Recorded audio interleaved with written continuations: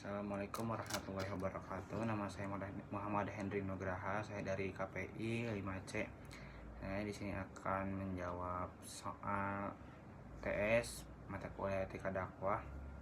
Yang pertama, etika berasal dari bahasa Yunani yaitu ethos, yang berarti kebiasaan, adat, norma, atau kaidah yang mengatur tingkah laku. Lalu secara istilah, aturan atau norma-norma yang mengatur sikap atau amal ma'ruf nahi mungkar, yaitu mengajak kepada kebaikan dan melarang kepada kemungkaran. Ruang lingkupnya yaitu meliputi sikap dan perilaku seorang dai ketika berdakwah seperti kepribadian, jujur, sabar, teladan, dan ta'diman wa takriman, yaitu mengagungkan dan memuliakan kepada masyarakat. Yang dibutuhkannya itu ada da'i, mad'u, manhaj, wasilah, maudu, dan manhaj. Udahlah. Lalu selanjutnya yaitu nomor 2 yaitu landasan. Landasan terbagi menjadi 2, yaitu ada landasan teologis, landasan filosofis, landasan sosiologis, dan landasan historis.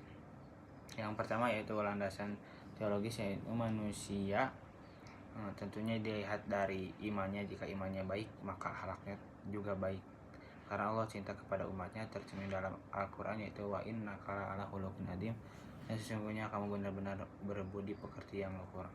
Lalu yaitu landasan filosofis, yaitu manusia terdiri dari unsur fikir, nafsu, akal, dan moral. Moral diperlukan untuk mengendalikan nafsu agar kehidupan manusia terarah dan bermakna.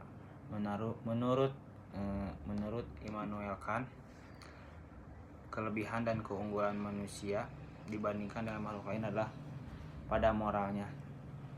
Pada moral lah manusia menemukan hakikat kemanusiaannya. Landasan historis itu etika dakwah dikenal secara formal di perguruan tinggi sejak tahun 2003, khususnya di Fakultas Dakwah ini menunjukkan bahwa etika dakwah adalah bagian penting dari ilmu dakwah itu sendiri.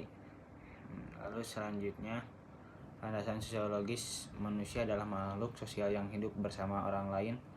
Maka dari itu landasan sosiologis sangat penting untuk menunjukkan bahwa pentingnya etika dakwah dengan kaitannya dengan landasan sosiologis.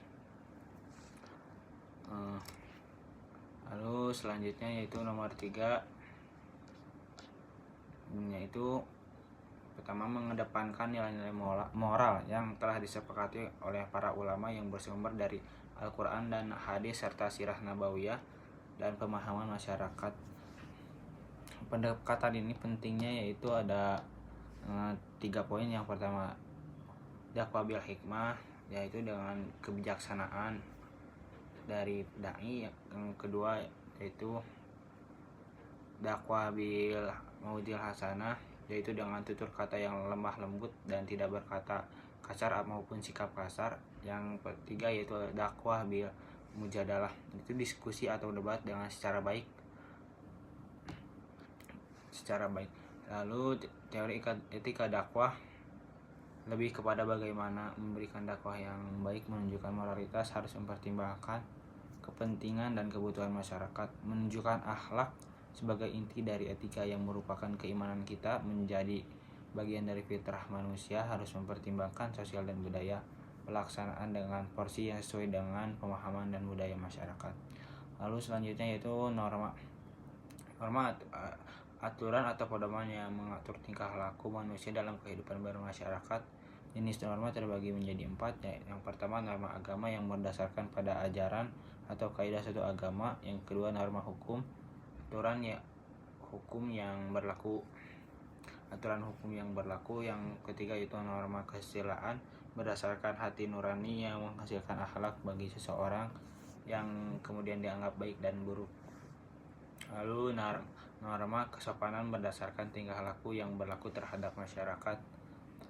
Lalu selanjutnya adalah urf adalah kebiasaan baik yang sering diulang. Urf kebagi dalam 3 kelompok. Yang pertama dari segi objek, yaitu ada 2, lafdi dan amali. Yang kedua yaitu dari segi cakupannya ada am dan khos. Yang ketiga dari segi keabsahannya yaitu ada sahih dan fasid. Diakui dalam Islam jika tidak bertentangan dengan syariah, tidak membawa kerugian, dan telah menjadi kebiasaan umum yang baik. Landasan dalam Al-Quran terdapat Quran surat Al-A'raf yaitu ayat 199, Hudima Hud afwa bil af wa arid anil jahilin, artinya dan suruhlah orang yang mengajarkan yang ma'ruf dan berpalinglah dari orang yang bodoh. Hudil afwa wa am bil urf wal a'rid anil jahilin. Lalu nomor 5 yaitu yang pertama surat Al-Mudaththir ayat 7 mengajarkan sabar, surat Al-Imran ayat 140 mengajarkan mengendalikan hawa nafsu. Lalu selanjutnya Quran At-Taubah ayat 119 mengajarkan takwa. Nomor yang keempat An-Nahl ayat 125 petunjuk yang baik. Lalu Toha 42 sampai 45 mengajarkan lemah lembut. Penampilan terbagi dua, ada yang dari luar dan dalam. Yang dari luar yaitu berarti pakaiannya harus rapi, ketampanan, wibawa agar masyarakat suka dan tertarik dengan penampilan yang indah sehingga mudah diterima. Penampilan dai bukan hanya dari fisik atau dari luar tetapi juga memiliki kepribadian, yaitu penampilan dalam akhlak atau sifat sangat penting dalam menentukan keberhasilan dakwah, tergantung pada dai sebagai penyampaian dakwah. Maka dari itu sebagai dai harus memiliki keduanya sebagai pengaruh baik terhadap masyarakat dengan memiliki kedua kepribadian keduanya dan insya Allah dakwah tersebut akan berhasil. Mungkin sekian dari saya. Assalamualaikum warahmatullahi wabarakatuh.